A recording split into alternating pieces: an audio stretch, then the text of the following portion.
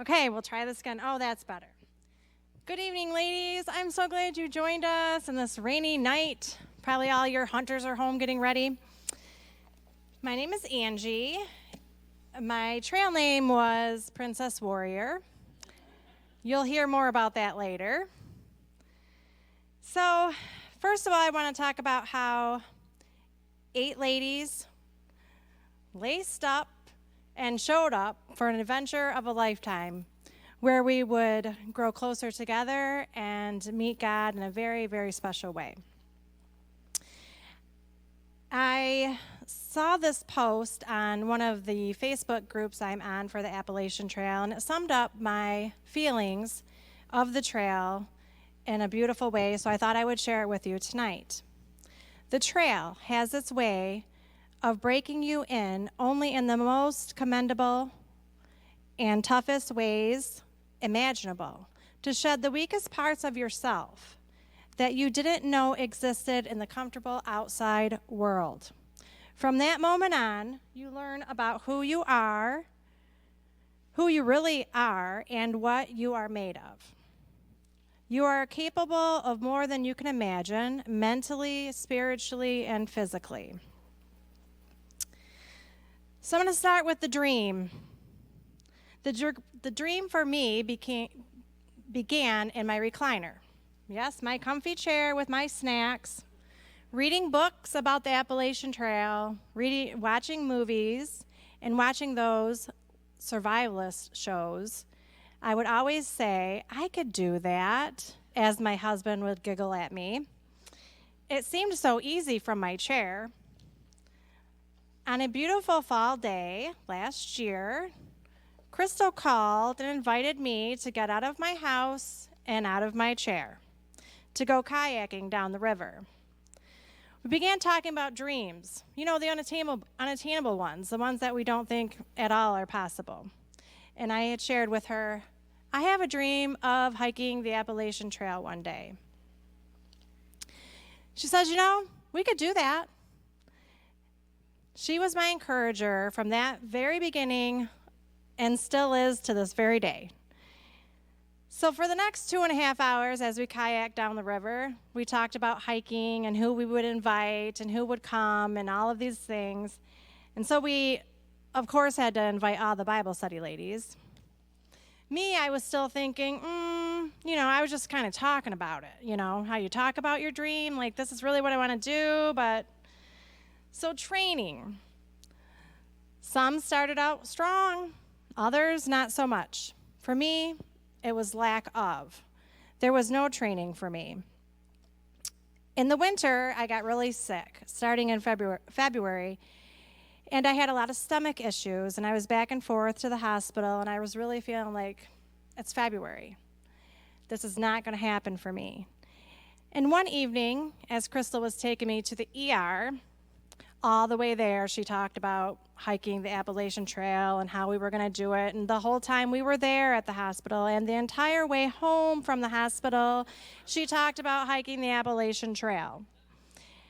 And so my husband and I were going on our annual vacation to New Mexico, which is pretty low key. We have a camper there. So I was like, I'm going to eat really bland food and I'm going to start walking. Well, walking in New Mexico was really easy. I walked down a gravel path to the river every day, the Rio Grande, maybe twice a day, so we're talking a mile and a half. Sometimes I'd put the backpack on with nothing in it, of course. And sometimes I would put a couple water bottles in it. Water is very heavy. You don't even realize how heavy water is until you put it in your pack. And when I got home from my vacation, I decided, yes, I can do this. This is not going to be a problem. So, once my feet hit the trail, the dream became action. I really had to literally stick my foot in my mouth because I had to have action where my mouth was, right? I talked about it, and I wanted to do it.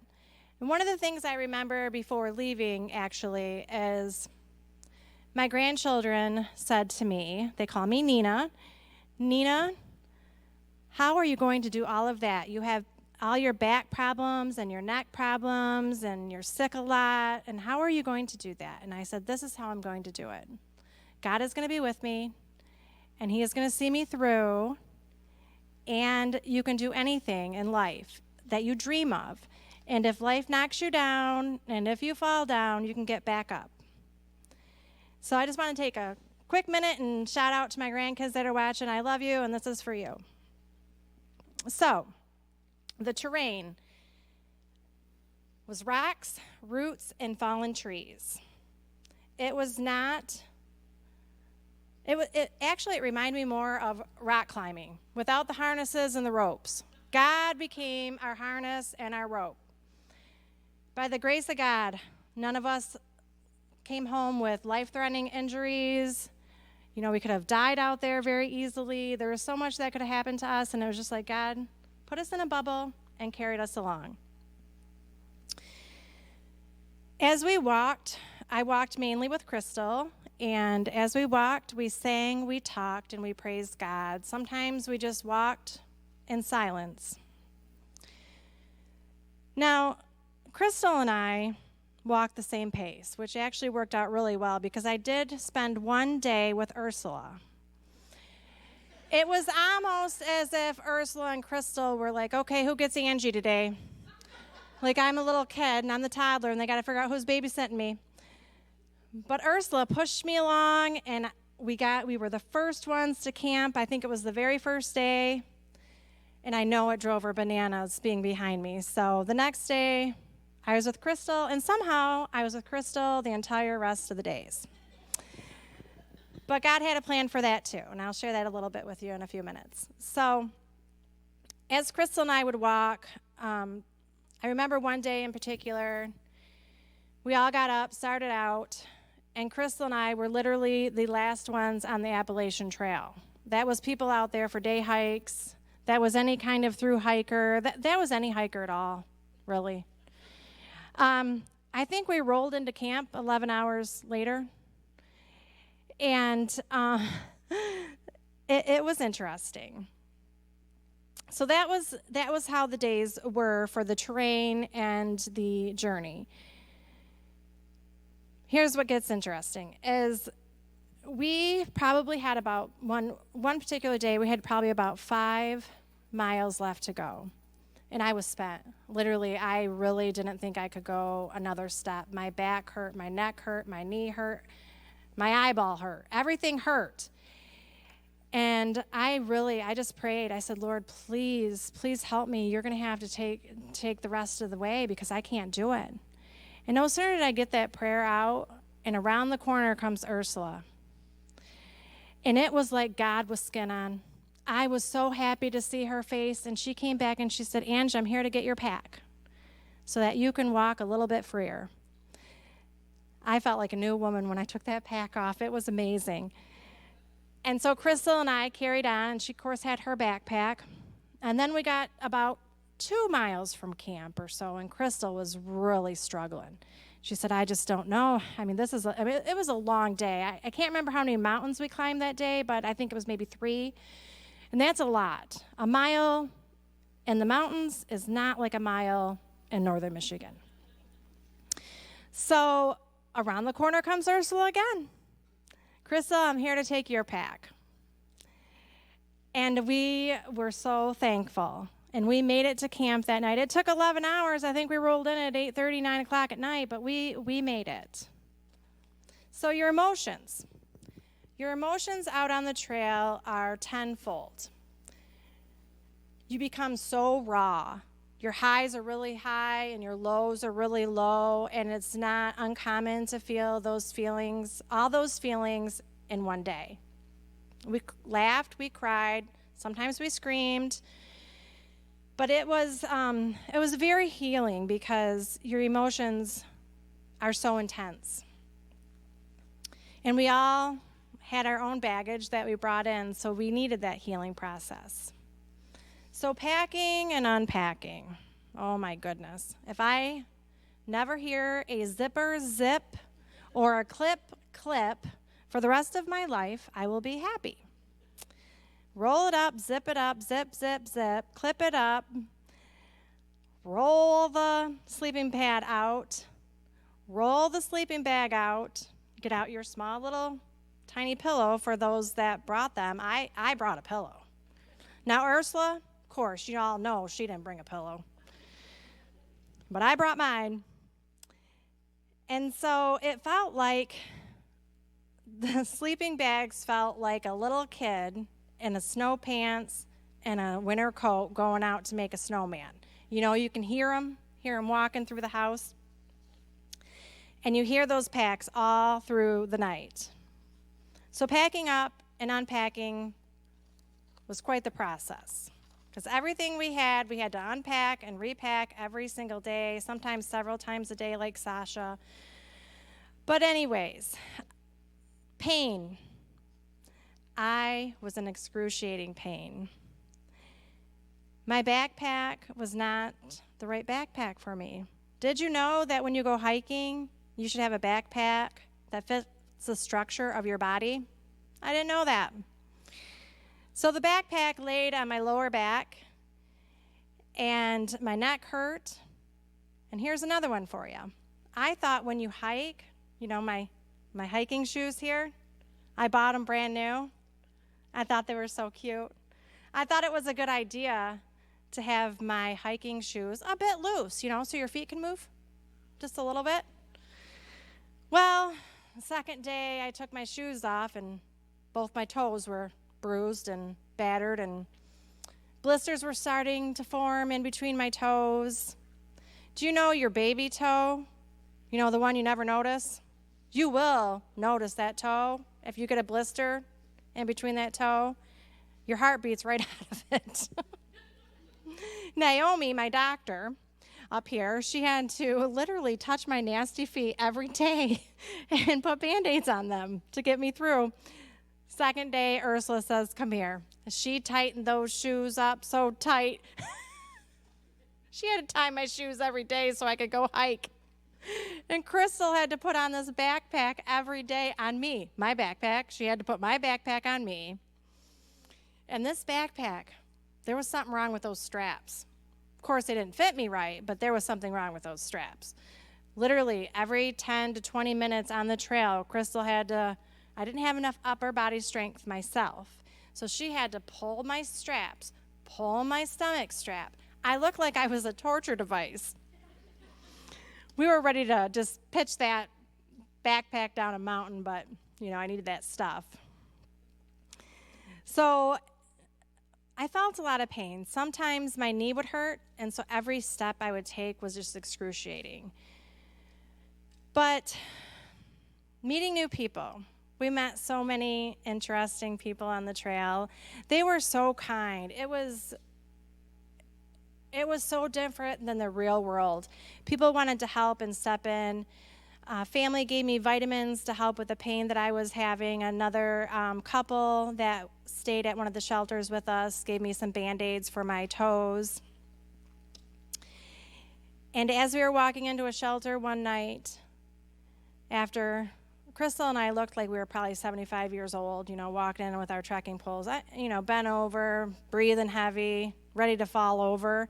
And there was this young girl, and I literally didn't run to take my backpack off that time because I had to stop and look at her in the moment. It was so beautiful. She was hula hooping around the fire as if she was dancing for God. I don't know if she was, but in my little moment of memory there, that's what I feel like she was doing. And she was just so light on her feet, and that was just so beautiful for me to see. Okay. The bathrooms are called privies. They are a grade below outhouses. So outhouses would be an upgrade to the privies. And if you know me personally, you know that I always have a bathroom story. Whether it's me or my grandkids or someone is going to hear a bathroom story at any kind of holiday dinner we're having a bathroom story. So the privies, I was fine. I was fine with the privies, and I do not like gross things. I do not like being dirty. I don't like being sweaty. That's probably why I don't exercise, because I don't like my heart racing. So the privies were just fine for me. But this one particular night, at this one particular camp, there was a gentleman there that was maybe a bit unstable. And I woke up, and I had to go to the bathroom. And Crystal started stirring around in our tent, and I said to her, "Do you got to go to the bathroom?" She said, "Yes, I do." I said, "Well, let's go together." Because, we were a little bit concerned about the unstable man there. It's dark out. You got to find a rock, squat, go to the bathroom.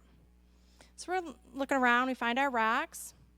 I squat, put my head up, and all of a sudden, over the rock, I see eyeballs. Crystal's at the same rock. I mean, we're literally like right. We needed no words. There was no words needed between either of us. Finally, after some silence, I said, "Well, this is a bit awkward." The shelters.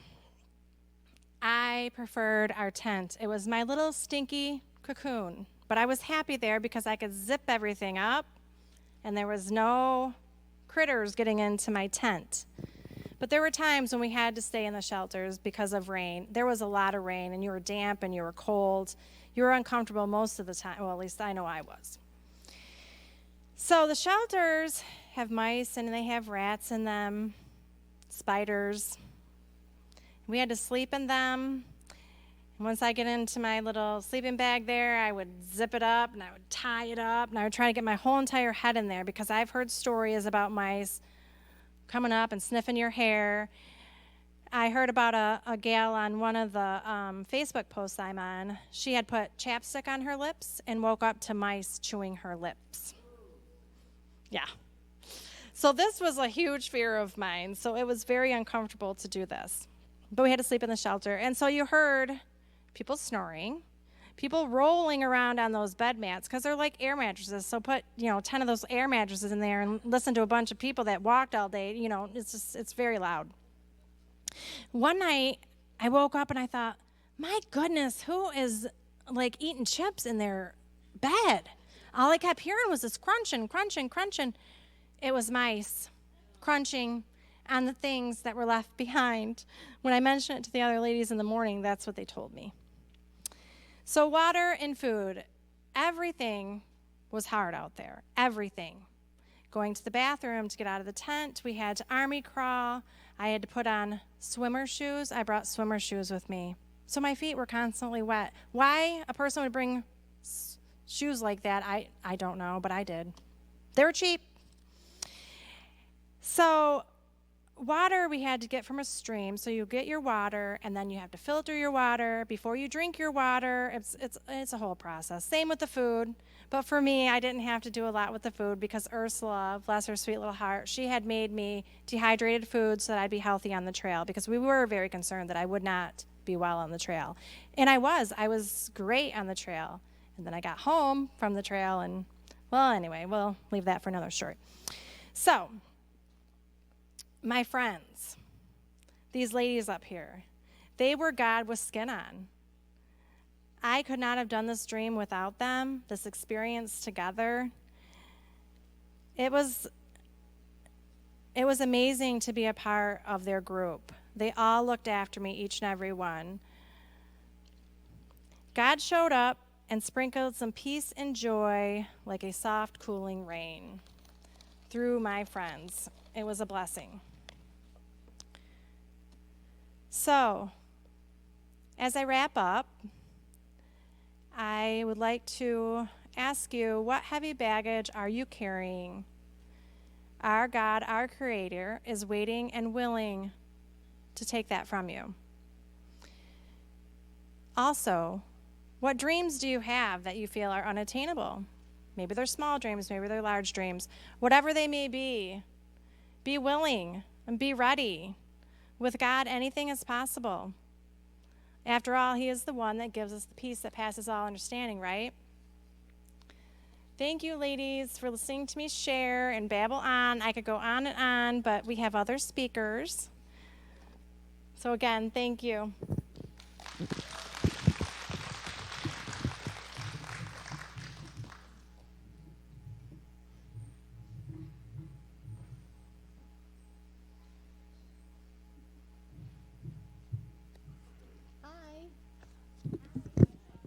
Thanks for showing up tonight. We appreciate it.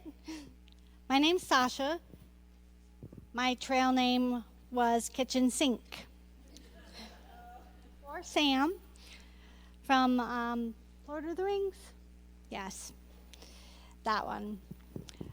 But I'm a packer and a planner, so that's kind of why I got my name.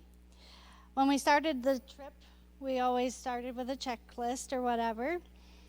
Well, I think I probably packed everything on ours, plus a little bit more. My final pack weight, these are very light considering mine. My final pack weight was probably 56 pounds or more, give or take. We nicknamed it probably halfway through the child because it was probably more than my oldest grandchild, who is 6. So I carried that the whole way. Food and water being most of my weight, but then all of the rest of the gear that we had to carry as well. That's how I landed my trail name, though. God gave me peace long before that day. I started reattending the Angie's Bible study in August, and they had talked about the trail a few times while I had attended. God reopened that opportunity for me to join back with the ladies that I had prayed for many years for. So I praise God for these ladies, for my unanswered prayers, or my answered prayers, not my unanswered prayers. There's a whole nother story to all of that, though, so I will get to the trail. We had started attending that, and Angie and Crystal had been talking about it, so I got curious and asked what they were talking about, when and where they were planning to do this, and they had told me. And I think probably both of them at the same time said, "Want to come?" So I thought about it without thinking about it really. Sitting there, and I said, "Sure, I'll go." And I meant it, because I was looking for an adventure at that time. I never really worried about the how. I like to say I ride the wave, but I believe God has control of that wave, or he is the wave. Either way, I had no worries about it. I just was going along. Knew that I was going along. I tell you this because my training consisted literally of one 5-mile hike with my sleeping granddaughter in a pack as my weight. And then maybe a couple local trails or wood walks around my, I call it country block. But nothing, and absolutely nothing like the mountain terrain that we were facing in Georgia. And I still had no worries for myself or the trip. That is where God gave me my peace, the entire trip. He provided a way to fund my trip, from my food to a pack that I borrowed from Ursula, and the funds that we needed along the way. We got an Airbnb so we could relax first day and last day, so that was really nice. So it funded those and all of my home expenses for me to be able to go away. He just simply said, "I'm going with these ladies in his name." We got a nickname on the trail from somebody called the Crazy 8. I don't think anybody had mentioned that yet, or how we got that. But we were called the Crazy 8 on the trail by other trail hikers.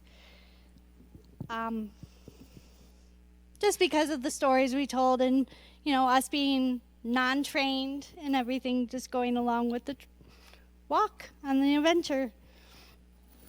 But the Crazy 8 are not just my friends. They are way more than that. They are my sisters in Jesus, and I couldn't be more grateful for them. So as we started loading up into Ursula's van on May 9th well, it wasn't a van, but her vehicle. It holds 8 people. So we, all 8 of us, have a pack and an overnight bag for the day before and day after stuff. So we were really cram-packed into her car. So as we were smooshing ourselves into our positions for the 11-hour plus ride ahead, we had some bumps, as always, some metaphorical and some others literal. We left, like I said, we left May 9th, and about 10 o'clock after we smushed all in and all the metaphorical bumps were smoothed out. Sometime in to the ride, I was snoozing, and I remember in my little ball in my space in the back corner of the truck, we were going down the E-way, and it happened to be kind of a bumpy E-way at the point, and I remember going airborne. Ursula had hit one of the bumps, and I just remember waking up and going, oh, back in the bus, because I literally went airborne. It was just one of the adventures of the ride and how smushed we were. Where am I at? And then another stop, I think it might have been one of the first stops we made for gas and whatnot. I think it was in Ohio. We were all climbing out of the car.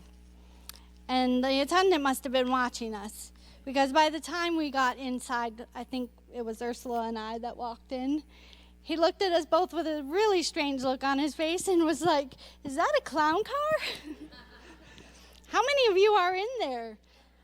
We chuckled and answered him, gave him a little bit of information on where we were going. But needless to say, when we arrived to our first Airbnb, you can imagine our relief of getting out of the car. Peace on the trail for me was in just the accomplishments of the day. Some of those trips, some of those walks. You know, like I said, my only training really was a 5-mile walk in Michigan and locally. And it was nothing like the mountains. Angie had mentioned the 1 mile on our trails is absolutely nothing and a lot longer than a mile in the mountains. But it was just the accomplishments of the day in the hours and the miles that we had walked in together in our destination, and just having that peace that we made it that day and made it through that day. Nobody hurt, nothing happened. It was in the beauty of God's artwork, just some of the scenes in the mountains and the sky and the canvas that he just laid out before us of the trail. Some was a little scary, some was not.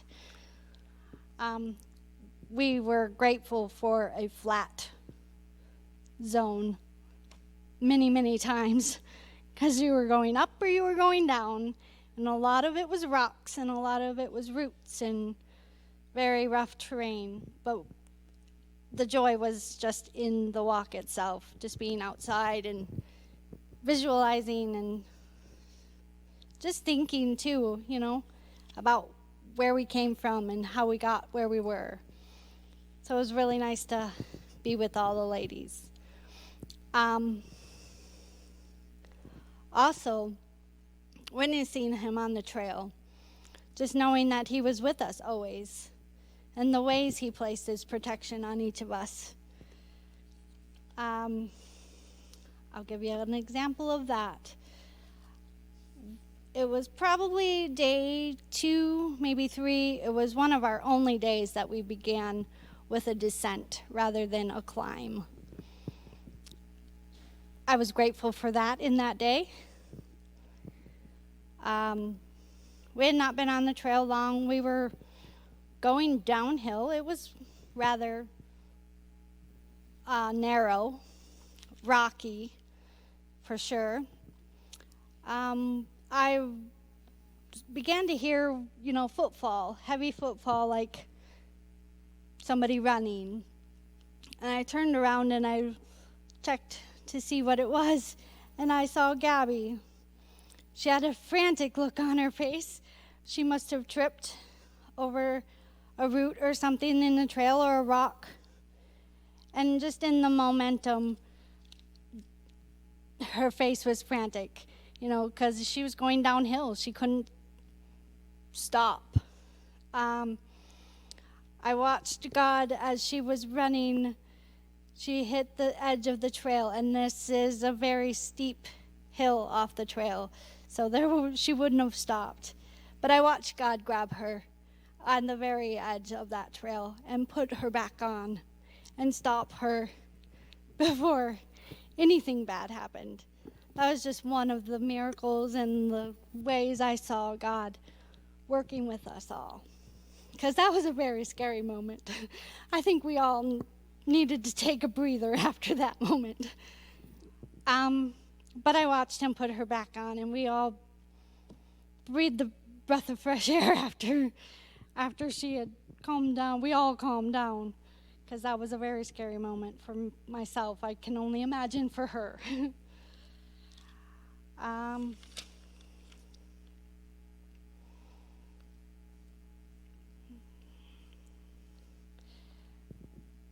And yeah, I told her just breathe and catch her bearings again.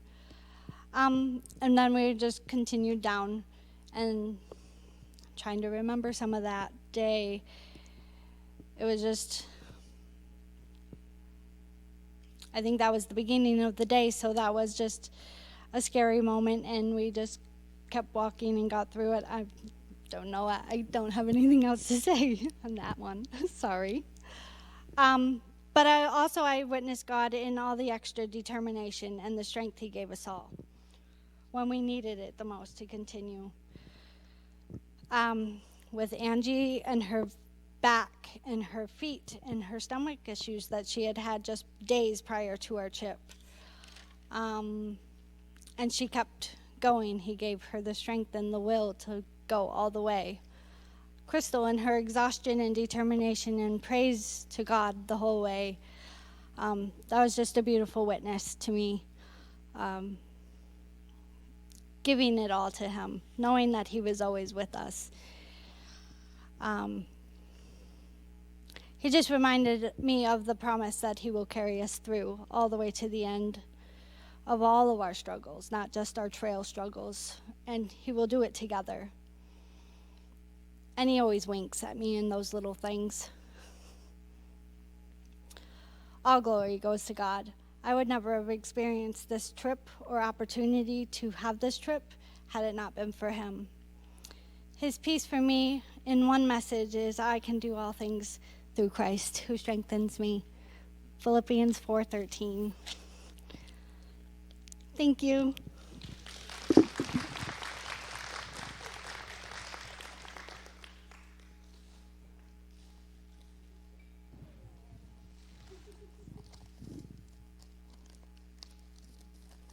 Do I need the mic?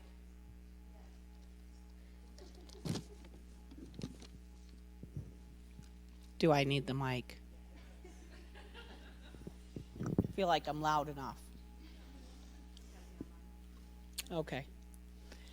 All right, I'm Ursula, and my trail name was Captain. It's funny, I didn't know what the other ones were going to say before me, and so some of my stuff overlaps. But in 2009 and 2010, I went on a couple of bike rides across the country that were just sort of spur of the moment, didn't know what I was doing, but I'm going to go do it. And when I was out there riding on one of those trips, my mom had told me that my bike ride reminded her of a story that she had read about a girl that hiked the Pacific Crest Trail. And when I came back, I read that story. Wild is the name of the book, and there's a movie. And I got interested in hiking. And then I read another story about a couple of guys that hiked the Appalachian Trail, and I was a little more interested in hiking. And then I found out that there is this triple crown of hiking if you hike those two trails plus the Continental Divide. And of course, I wanted to do that because I want to do it all. But I didn't know anything about hiking, and I didn't have any gear or anything like that. And then my grandson was born, and he lives with me, and I couldn't imagine how I could just take off hiking without him. So I thought, well, somehow I have to include him in that.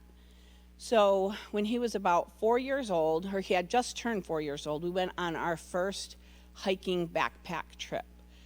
And we went up to the UP to Pictured Rocks Trail, and I bought him a little backpack, and I fashioned a leash around him with a belt and a rope in case, because there's some pretty steep cliffs up there. In case he were to fall off a cliff, I could, maybe yank him back in, or if he was going too slow, I could drag him along a little bit.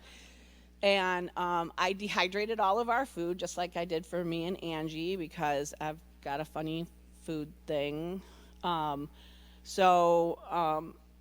We went on this hike, and we hiked on the Pictured Rocks Trail 4 days.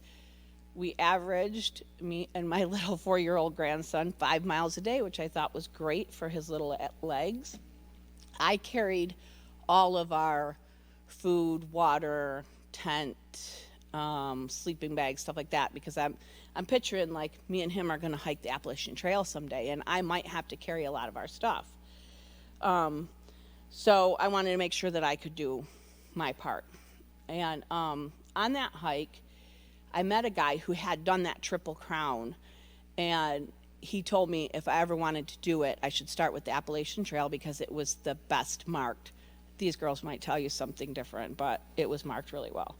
And so every year, me and him have done some sort of hiking, backpacking trip, trying to prepare, and we've been talking about hiking the Appalachian Trail someday together.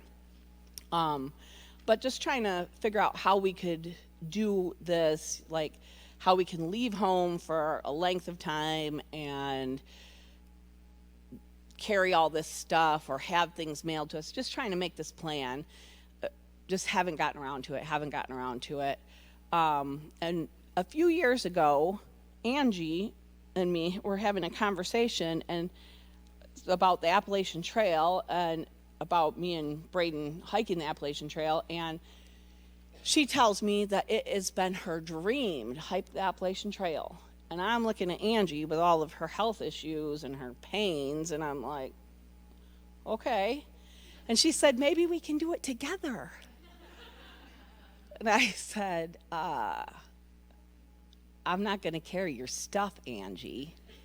And she goes, oh. And so that was the end of that. And I'm like, even Braden's going to carry his own stuff. Like, I'll carry the tent. That's it. Little did I know that we would go hike on the Appalachian Trail, and I would offer to carry her stuff. But when they started talking about doing this hike, I had nothing to do with it. I didn't even know they were talking about it. Angie and Crystal started making this plan, and I heard about it. And of course, because I'm a hiker, I said, well, yeah, I'll go. And then I started thinking, I really should go, because what if they need me, What if somebody breaks a leg? I'm going to have to hike out and get help.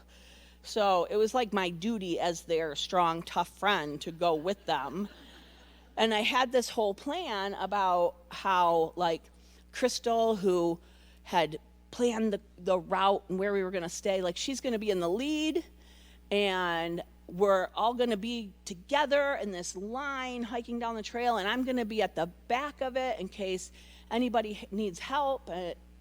Anyways, that was all blown right out of the water from the very first day. The first day I dropped them off, and I said, get started.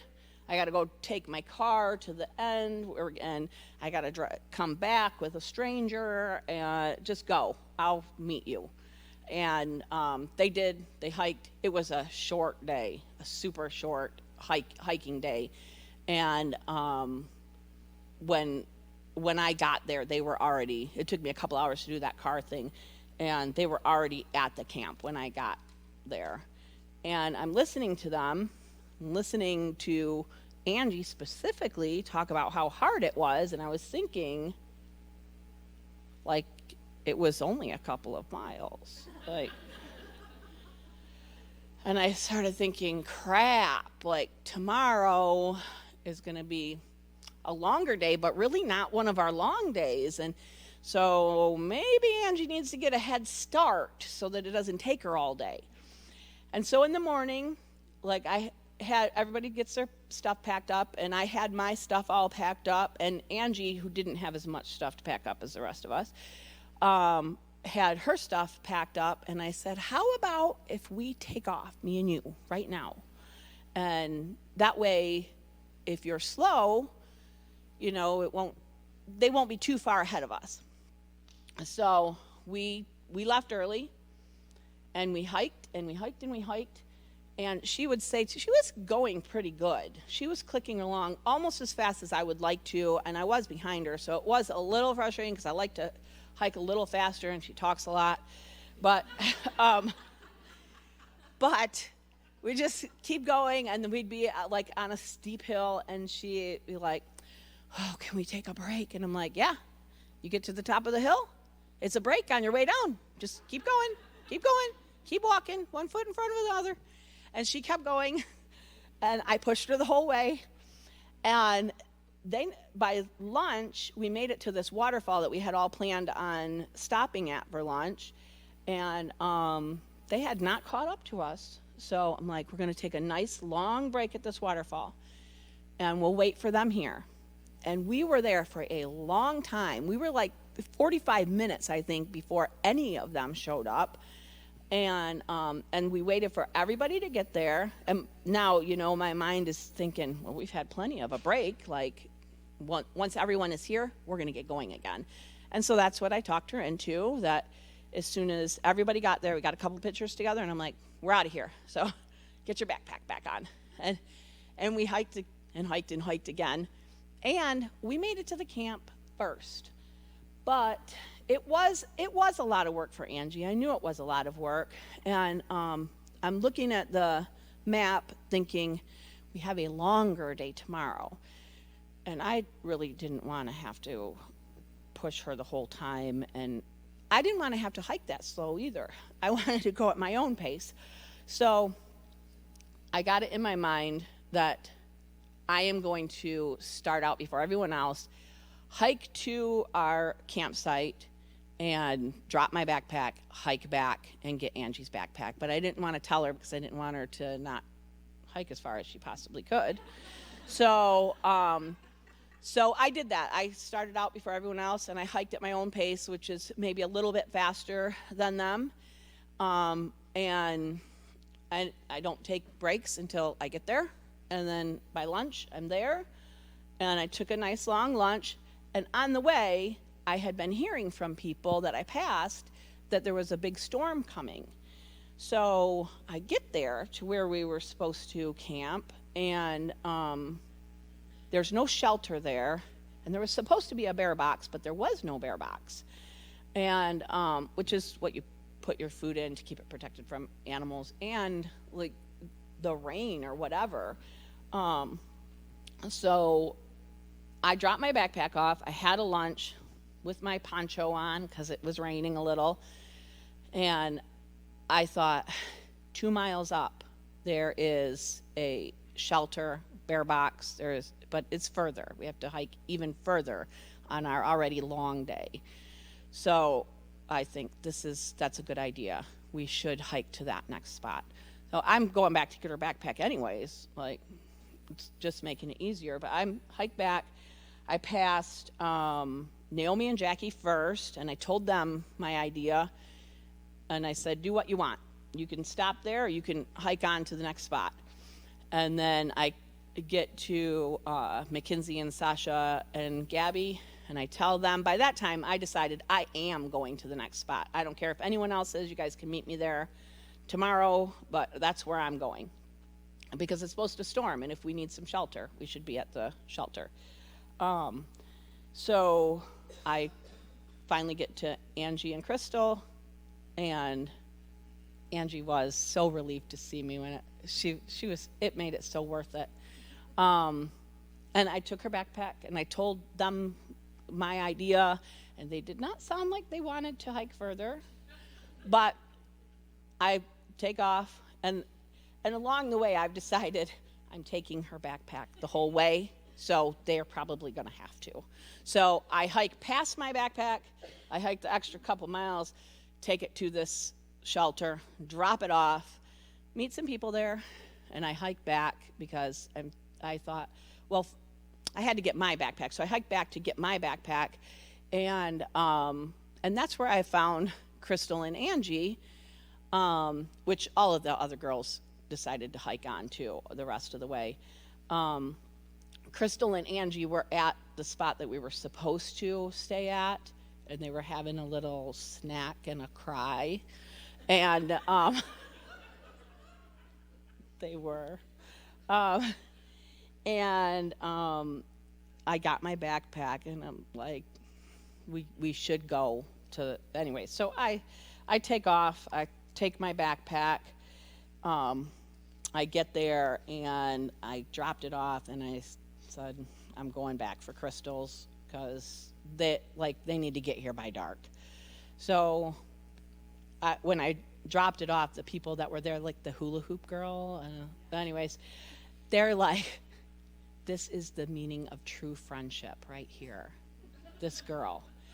And I thought to myself, because a lot of times I think that I'm the least of our friend, because I don't really participate much in the group chat, and I don't really do stuff with everyone because I'm always busy doing other stuff, my own stuff, work stuff, whatever.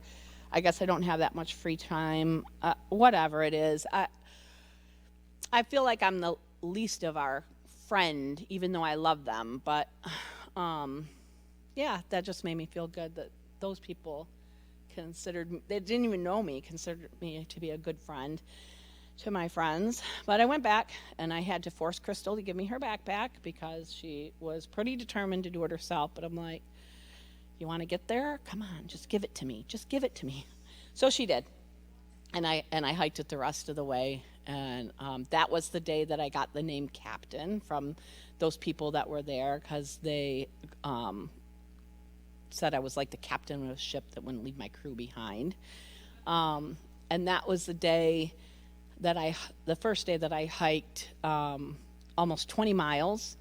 And I thought, yep, I think I can hike the Appalachian Trail. I think someday I can do this. And that was the day that I really had the most peace, even though it was a lot of hard work. Like, that's my thing. That's what I'm made for. Like it. And I met people that I passed on the way, but I didn't have to do a lot of talking. So I was just walking, and I do this counting thing in my head, and I was able to help people, which is the other thing that I am made for. I am a addict in recovery, and I always say that God saved my life so that I could help other people. And I used to think that that was just people in addiction, but I realized that it is so much more than that. That is what I'm made for, is helping people. Thank you. That night it did storm, so we were at a shelter. There was a bear box. We had a nice place to stay. The next day, it stormed some more. We stayed right put there. And I got a lot of good rest. And then the day after that, we had a shorter-ish hike, 5.5 miles, to what we thought was going to be a parking lot. But it wasn't. It was an absolutely perfect place it was beyond the parking lot, just like this little secluded, just wonderful place. And I hiked ahead of everybody again, and I got there by lunch, and I just sat around and chilled and met people as they went by, and it was a good day. And I was thinking about the next day. It's supposed to be another longish day, and Angie's feet were shot. Her toenails were falling off. She did not give a very good description of how bad they were. They were terrible. And I really, if I wanted anybody to make it, I wanted Angie to make it, because this was her dream, was to hike the Appalachian Trail. So I thought, I'm going to have to help Angie again. So again, I hiked out the next morning, and this was a hot day, and I got to our camp, or I did hike into the camp, but the camp was like over a half a mile off of the trail. And I left my backpack at the trail because I thought we could just stay here on the trail. No shelter, no privy, but we don't have to hike extra over a half a mile in. Anyways, they decided we did. I left my backpack there, and I hiked back, and I got Angie's backpack again. Hiked that back up to the camp, and then I hiked back and got Crystal's backpack again, which, again, I had to force her to give me. The first time I went to the camp, I did not see the guy that Angie talked about. I don't know how she worded it, but anyways, the strange guy. He was not there. By the time I hiked all these backpacks in, he was there, but I was really exhausted and I was really hot, and I didn't have time to experience what was going on there. And I said, I am going to go take a bath in that creek back there, so don't anybody come. I'm going to be naked at the creek. And I went up to the creek, stripped down, took a bath in the very cold creek, filled up my water stuff, came back, and then I could tell, like, they were all really uncomfortable. And most of the people, everyone that we met really along the way was pretty friendly with us, and this guy was not being friendly with us. I tried to introduce myself, and he wasn't into it. And I'm pretty sure he was intoxicated in some way, but he was being a little bit creepy, and everybody seemed uncomfortable. Angie even asked me, "Do you have a knife?" And I said, "I do." She said, "Can I have it? Because I think I'm closest to him." I said, "Angie, I'm putting my hammock right here by him so I can keep an eye on him. Don't you worry. If I have to, I'll use it." And so I did. Like this protector in me came out, and I put my hammock right by the shelter. I positioned myself so I could watch him, or if he got up, I could see him. And I did not sleep all night. And he got up and down a lot, but he did not go anywhere near the girls. He kept turning his light on, turning it off. He walked around the back of the shelter, whatever, probably going pee. But he didn't do anything bad. And the next day, I almost thanked him for not making me hurt him. So now we were on our final uphill hike. And we were going to Blood Mountain. We were really excited about Blood Mountain. They're going to have this really awesome shelter there. And so, again, I left before everyone else, and I got there before everyone else. And it was cool. The shelter was really great. It wasn't just this wooden shelter. It was this, like, big stone house, kind of.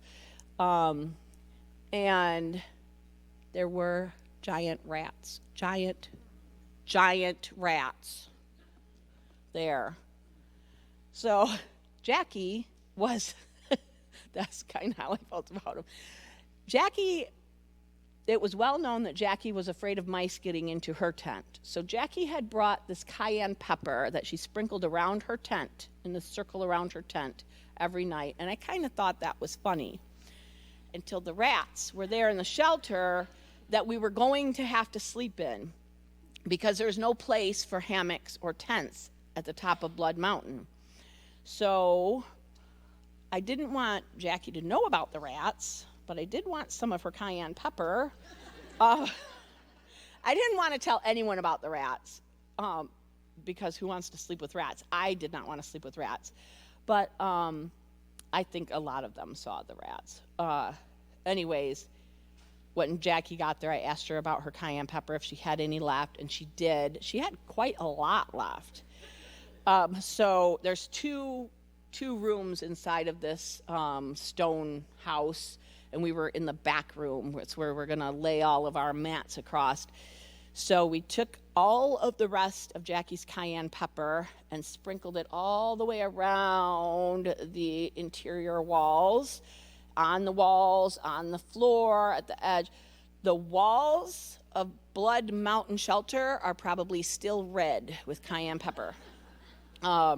And I had some essential oils that I was using for some different things, and I used all of the rest of them also around in there to see if that would keep the rats away from us. And so this is the first night we are all in the same spot. Like, Angie and Crystal slept together, and Gabby and Mackenzie slept together? Yeah. But we're all together in the same room. And so it was our last night out there. That was pretty cool. And we were all talking about our trail time and other things. And everybody was talking, even Gabby and Mackenzie, who are really quiet. And everybody was giggling a lot. Even when there was nothing being talked about or nothing to laugh about, like, we were just laughing and being goofy. And I started thinking, can you get high on cayenne pepper? And so I Googled it. And Google says, if you consume too much cayenne pepper, you can experience a euphoric feeling. And we are all snorting it. And we can't get away from it. We literally blocked the windows off. And so I told everybody, I think we're high on cayenne pepper. And I said, Gabby, don't tell your parents that we got you high. But she did. And those rats left us alone. They messed with some of our stuff, but they didn't come down, and I don't think they touched any of us. They just messed with some of our stuff in the other room that didn't have the cayenne pepper. And then the next day we hiked out, and we got to shower and eat real food and sleep in real beds. And I thought to myself, I can really hike the Appalachian Trail. And so since then, me and my grandson have made a little bit more of a firm plan, and we are planning to start next year, and we're going to do 1 month at a time on the Appalachian Trail, hopefully until we get it done. And on my ride home, I know I'm supposed to talk about peace, but on my ride home, thinking about my life that was waiting for me and all of my responsibilities and all the things I had to get back to, I started having really bad anxiety, which I don't normally, I'm normally just kind of go with the flow. I was having really bad anxiety. And I also realized that trail, being out on the trail, that is one of the most peaceful places for me, no matter how hard it is. And so I just want to thank my girls for letting me go with them and experiencing that.